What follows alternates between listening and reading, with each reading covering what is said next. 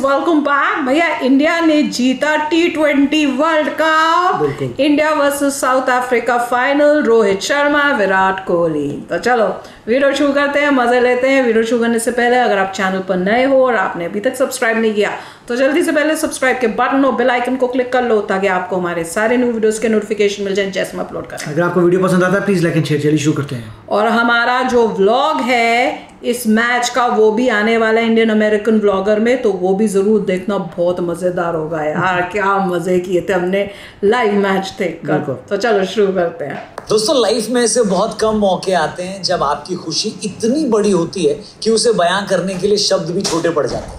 समझ नहीं आ रहा कि क्या कहूं। टीम इंडिया को वर्ल्ड कप जीते कई घंटे बीत चुके हैं, मगर मेरे रोंगटे हैं कि बैठने का नाम ही नहीं ले रहे। मेरे आंसू हैं कि थमने का नाम ही नहीं ले रहे। मेरा मन है कि खुद को बार बार मैच की हाइलाइट्स देखने से रोक नहीं पा रहा है। मैं पुराने जमाने का कोई राजा होता ना तो इस मौके पर पूरे इलाके में सोने की अशर्फियां बंटवा देता।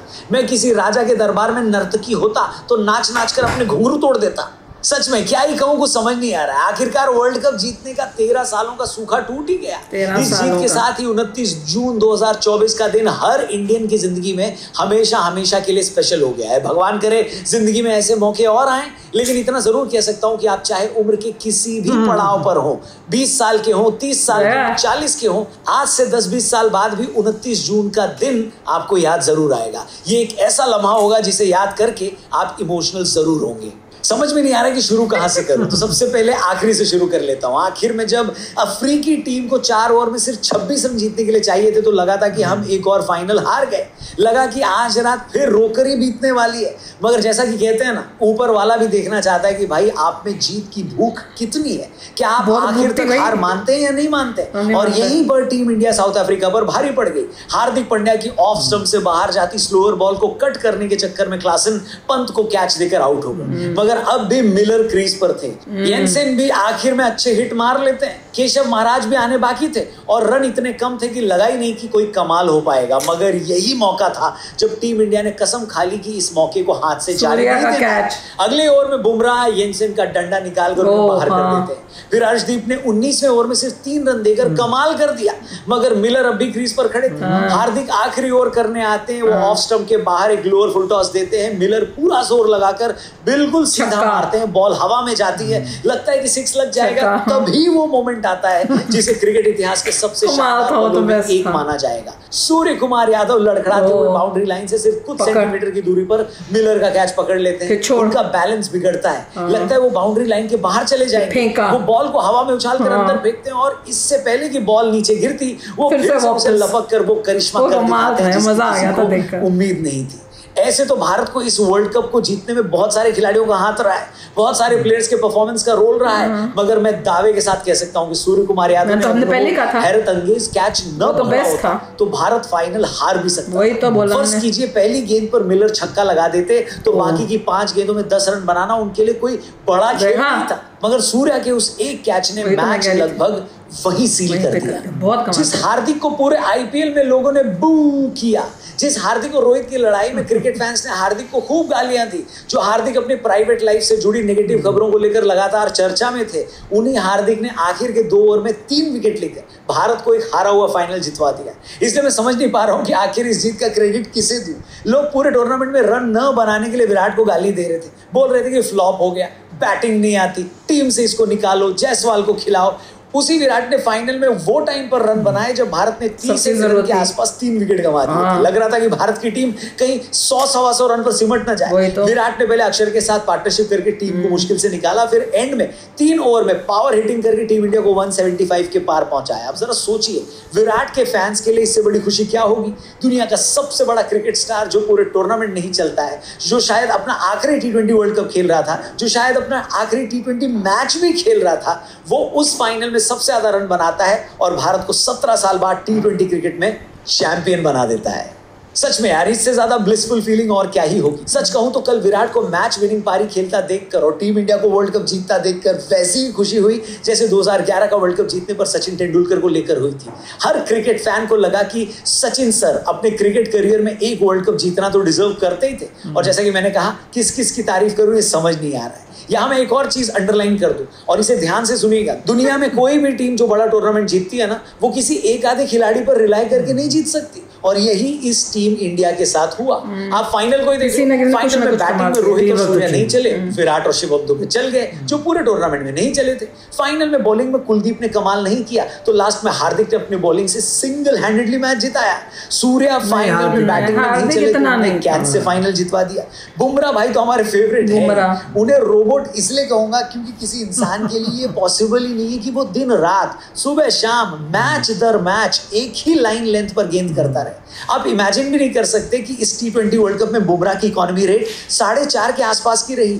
T20 मैचों में 4.5 की इकोनॉमी, क्या ये मजाक है क्या? फाइनल में भी आखिर में जब लगातार रन जा रहे थे तो लास्ट के उनके 2 ओवर ने कमाल कर दिया। और मजे की बात यह है कि बुमराह तो जीनियस है ही, मगर इंडिया की तरफ से इस वर्ल्ड कप में सबसे ज्यादा विकेट अर्शदीप ने ली। अक्षर पटेल ने इस वर्ल्ड कप में ऐसा परफॉर्मेंस दिया कि बहुत सारे लोग 500 के नोट पर असली बापू की जगह गुजरात के इस बापू की पिक्चर लगाने की डिमांड कर रहे हैं। मतलब अक्षर भाई ने इस वर्ल्ड कप में अपने गेम का लेवल क्या ही अप किया है। ऑस्ट्रेलिया के अगेंस्ट मैच में एक हाथ से बाउंड्री पर कैच लेकर उन्होंने पूरा मैच ही पलट दिया। सेमीफाइनल में इंग्लैंड के अगेंस्ट एक ही ओवर में 2 विकेट लेकर उन्होंने पावर प्ले में ही इंग्लैंड को मैच से बाहर कर दिया। और फाइनल में जब 3 प्लेयर आउट हो गए, team India down and out लग रही थी, उस वक्त ऊपर आकर काउंटर अटैकिंग इनिंग खेलकर उन्होंने पूरा मैच पलट डाला। मतलब क्या ही तारीफ करूं इस बंदे की। बापू तुम सच में कमाल है भाई, तुम्हें ये पूरा देश झुककर सलाम करता है बापू, झुककर। उसी तरह कुलदीप भाई की बात न करें तो लगेगा कि एक बहुत बड़े स्टार प्लेयर को हमने मिस कर दिया है। कुलदीप यादव ऐसे हर प्लेयर के लिए एक मिसाल है, या यूं कहूं कि ऐसे हर एक इंसान के लिए मिसाल है जिसे अपनी लाइफ में बुरे दिन देखने पड़ते हैं। मुझे याद है कुछ साल पहले कुलदीप यादव पूरे ऑस्ट्रेलिया टूर में बेंच पर बैठे रहे। मतलब टीम इंडिया ने रिजर्व प्लेयरों को चांस दे दिया था मगर कुलदीप को नहीं खिलाया था। मगर उसके बाद उन्होंने अपना बॉलिंग एक्शन चेंज किया, अपनी स्पीड बढ़ाई, वेरिएशन पे काम किया, और देखो आज वो कहाँ है। ऑस्ट्रेलिया वाले मैच में जब हर किसी की पिटाई हो रही थी, यहां तक कि एक ओवर में बुमराह की भी पिटाई हुई, उस टाइम अकेले कुलदीप ने टीम इंडिया का मैच में कमबैक करवाया। इंग्लैंड वालों को भी समझ में नहीं आया कि कुलदीप को कैसे खेलना है। इसीलिए मैं बार बार अंडरलाइन कर रहा हूं कि कल अगर टीम इंडिया जीती है तो ऐसे प्लेयर्स की परफॉर्मेंस की वजह से जीती है। कुलदीप भाई के कनपुरिया होने पर उनको एक्स्ट्रा सलाम तो बनता ही। बाकी लास्ट ईयर अगर हम फाइनल नहीं जीत पाए थे तो उसके भी कई रीजन थे। सबसे बड़ा रीजन तो ये था कि लास्ट ईयर हुए 50 ओवर के वर्ल्ड कप में फाइनल से पहले किसी ने टीम इंडिया को चैलेंज ही नहीं किया था। इंडिया के टॉप 4 लगातार रन बना रहे थे, लोअर मिडिल ऑर्डर भी ट्राई नहीं हुआ था, बॉलर भी किसी मैच में अंडर प्रेशर नहीं आए थे। लेकिन इस T20 वर्ल्ड कप में इंडिया ने फाइनल से पहले बहुत सारे क्लोज मैच जीते। हमने पाकिस्तान को 120 जैसे छोटे टोटल के अंदर में हरा दिया। हमने ऑस्ट्रेलिया की तगड़ी बैटिंग लाइनअप के सामने 206 का टोटल भी डिफेंड किया। फिर इंग्लैंड के अगेंस्ट हमने स्लो पिच पर 170 बनाए, और अफ्रीका के अगेंस्ट फाइनल में पहले 3 विकेट गिरने के बाद भी 176 बना डाले। फिर सेकेंड इनिंग में जब लग रहा था कि अफ्रीका आसानी से जीत जाएगा, तब आखिर के 4 ओवर में 26 रन डिफेंड किए। अब इससे आप क्या समझे? इससे यही समझना चाहिए कि भाई कोई भी टीम तुक्के से वर्ल्ड चैंपियन नहीं बन सकती। आपको लगातार कंसिस्टेंटली खेलना पड़ता है, आपके हर प्लेयर को परफॉर्म करना पड़ता है। आप सिर्फ 2 या 3 प्लेयर पर रिलाई नहीं कर सकते, आपको लास्ट तक हार नहीं माननी होती है। एज अ भारतीय मुझे ये कहने में बहुत प्राउड फील हो रहा है कि इस पूरे वर्ल्ड कप में हमारी टीम ने वो सब कर दिया जो एक चैंपियन टीम करती है। हम लास्ट तक लड़े, हमारा हर प्लेयर लड़ा, हमारा हर प्लेयर खेला, और पूरी टीम एक यूनिट की तरह लगी रही। आपको याद होगा हमने 50 ओवर के फाइनल की हार के बाद एक वीडियो बनाया था जिसमें हमने यही कहा था कि हम लोगों को इस हार से दिल छोटा नहीं करना चाहिए, क्योंकि टीमें रातों रात चैंपियन नहीं बनती। तब हमने आपको ये बताया था कि कैसे एक वक्त और उसका घाव अभी भी है, क्योंकि वो 4 साल में आता है यार। फिर वो वक्त आया जब हम सेमीफाइनल फाइनल में तो पहुंचने लगे, लेकिन लास्ट हर्डल क्रॉस नहीं कर पाए। और उस वीडियो में हमने ये भी कहा था कि आप देखिएगा जल्दी ऐसा टाइम आएगा कि जब टीम इंडिया फाइनल में चोक करना बंद कर देगी। इस तरह टीम इंडिया ने वर्ल्ड कप के सेमीफाइनल में पहुंचने को अपनी आदत बना लिया है, उसी तरह वो बहुत ही जल्द टूर्नामेंट जीतने की भी आदी हो जाएगी। पिछले 2 सालों में ये टीम इंडिया का चौथा ICC फाइनल था। इससे पहले हम 2 बार टेस्ट चैंपियनशिप के फाइनल में जाकर हार चुके थे। लास्ट ईयर ऑस्ट्रेलिया से 50 ओवर का फाइनल हार गए थे, मगर इस बार हमने पुरानी गलतियां नहीं की। जैसा कि रोहित ने टूर्नामेंट में कई बार कहा कि हम आखिर तक एग्रेसिव खेलेंगे, फिर चाहे कुछ भी हो, और इस बार टीम इंडिया जीती है तो उसका भी यही रीजन है। इंग्लैंड के अगेंस्ट में विकेट गिरते रहे, लेकिन हमने एग्रेसिव खेल जारी रखा। फाइनल में भी शुरू में 3 विकेट गिरे, मगर हमारा एग्रेशन कम नहीं हुआ, और इसी एग्रेसिव इंटेंट की वजह से टीम इंडिया ने वो कर दिखाया जो पिछले कई सालों से नहीं हो रहा था। बहुत मुमकिन है कि ये वर्ल्ड कप रोहित, विराट और जड्डू जैसे प्लेयरों का आखिरी T20 टूर्नामेंट हो, लेकिन इस बात की सच में खुशी है कि ये लोग वर्ल्ड चैंपियन बनने के बाद इस फॉर्मेट को बाय बाय कहेंगे। वही तो हमने कहा। इस बात की भी खुशी है कि जो रोहित 5 बार अपनी मुंबई की टीम को IPL का चैंपियन बना चुके थे, फाइनली उन्होंने टीम इंडिया को भी वर्ल्ड कप चैंपियन बना डाला। और इस बात की तो सबसे ज्यादा खुशी है कि टीम इंडिया के ऊपर फाइनल मैचों में चोक करने का जो लेबल था वो अब हट जाएगा। सच में यार, और क्या कहूँ, कितना कहूँ, समझ में नहीं आ रहा। इतनी खुशी है कि उसे बयान नहीं कर सकता। बस इतना जरूर कहूंगा कि पूरी दुनिया में हर कंट्री का एक ऐसा खेल जरूर होता है जिसमें हार या जीत सिर्फ उस टीम की हार या जीत नहीं होती, उस पूरे देश की हार या जीत होती है। अगर यूरोप के लिए, साउथ अमेरिका के लिए फुटबॉल है, तो हमारे लिए वो खेल क्रिकेट है। और एक क्रिकेट फैन के तौर पर और एक भारतीय के तौर पर हमें और कुछ नहीं चाहिए। ये हमारी टीम की अचीवमेंट नहीं है, एक भारतीय के तौर पर ये हम सब की अचीवमेंट है। क्योंकि प्लेयर की तरह एक फैन भी उन सारे इमोशन से होकर गुजरता है जिससे प्लेयर्स गुजरते हैं। इसलिए आप और हम भी इस जीत को सेलिब्रेट करने के उतने ही हकदार हैं जितने वो प्लेयर्स। बस एक और राज की बात आपको बतानी थी, उसी के साथ हम ये वीडियो एंड करेंगे। वो राज की बात पता है क्या है? टीम इंडिया 2015 से वर्ल्ड कप के सेमीफाइनल और फाइनल में तो पहुंच रही थी, मगर जीत नहीं पा रहे थे। हम 2015 और 19 में सेमीफाइनल में हारे, 23 में हम फाइनल में हारे, इस बीच 2022 के T20 के सेमीफाइनल में हारे, 2 बार वर्ल्ड चैंपियनशिप के फाइनल में हारे। मगर इस बार पता है हम क्यों जीत गए? इस बीच पता है क्या हुआ? इस बीच हुआ ये कि अयोध्या में भगवान श्री राम विराजमान हो गए। हमने जनवरी में भगवान श्री राम के मंदिर की प्राण प्रतिष्ठा की और उसके बाद हुए पहले वर्ल्ड कप में हम जीत गए। अब आप चाहें तो मुझे कुछ भी कहें, मगर मुझे लगता है कि जब आप अपने ईश्वर को, अपने आराध्य को उसका स्थान दिलाएंगे तो वो भी आप पर कृपा बरसानी शुरू करेंगे। और इस वर्ल्ड कप की जीत के साथ उसकी शुरुआत हो गई है। तो आखिर में एक बार जोर से बोलिए, जय श्री राम, जय जय श्री राम, भारत माता की जय, टीम इंडिया की जय। इसी के साथ आप सबको इस जीत की एक बार फिर से ढेरों बधाइयां, मुबारकबाद। किस प्लेयर को आप सबसे ज्यादा क्रेडिट देना चाहते हैं, कमेंट करके उसका नाम जरूर लिखिएगा। वीडियो पसंद आई हो तो इसे लाइक भी जरूर करिएगा और इसे अपने दोस्तों से शेयर जरूर करिएगा।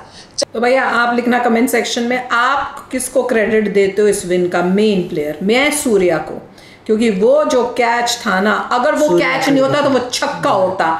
ये कोई भी जब बोलता है ना हार्दिक ने बहुत अच्छा खेला, चलो उसने अच्छा खेला, उसकी इंटेंशन बहुत थी, वो बहुत सीरियस था, उसको बहुत टेंशन भी थी कि इस बारी मैंने बहुत बेस्ट परफॉर्म करना है, इंडिया को जिताना है। उसके एक्सप्रेशन सबसे पता दिख रहा था वो।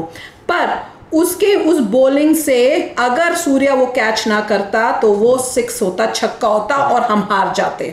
तो मैं तो कहूंगी सूर्या जो था वो मेन। हार्दिक के बॉलों में बहुत बॉल उछल रही थी, मतलब जो लोग मारने वाले जो हमने लास्ट में देखा था तो उसमें वो काफी रन्स बना, बुमराह जब बॉलिंग कर रहा था लोग मार नहीं पा रहे थे, स्ट्रगल हो रही थी बुमराह के टाइम था, हम तो वेट कर रहे थे। हार्दिक ने आराम से मार पा रहे थे, फर्क ये था। जबकि हार्दिक ने भी विकेट्स ली हैं, सूर्या ने कमाल किया है, हार्दिक ने अच्छी विकेट्स ली हैं, सूर्या ने कमाल किया।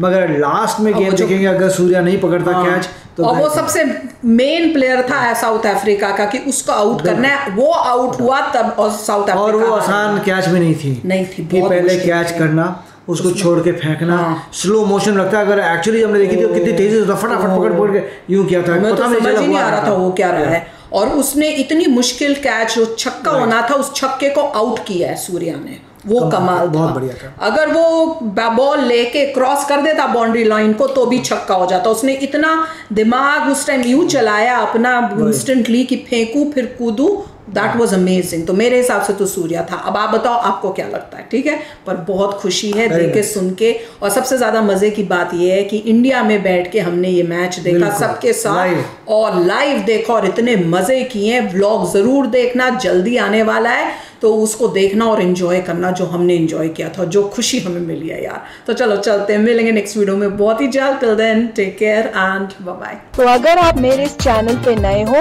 तो जल्दी से सब्सक्राइब के बटन को हिट करो और बेल आइकन को क्लिक करो ताकि आपको मेरा जब नया वीडियो मैं लगाऊं आपको उसके बारे में जल्दी से पता चल जाए।